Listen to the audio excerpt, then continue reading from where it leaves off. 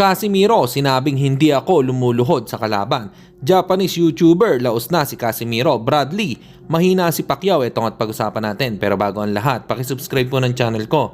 Huwag niyo na rin kalimutan i-click ang notification bell para lagi kayong una sa balita. Pag-usapan nga po natin mga kaboxing, ayon kay Timothy Bradley ay sinabi nito na mahina na si boxing legend Manny Pacquiao. Wala na daw yung lakas nito. Makikita yung galaw nito nung kinalaban niya si Mario Barrios. Wala na yung mga suntok ni Pacman na tulad ng dati na matulis at mabilis. Hindi na raw ito naniniwala na kaya pang ibalik ni Pacman ang dating siya. Hindi na daw nito nakikita na nagbalik si Manny Pacquiao.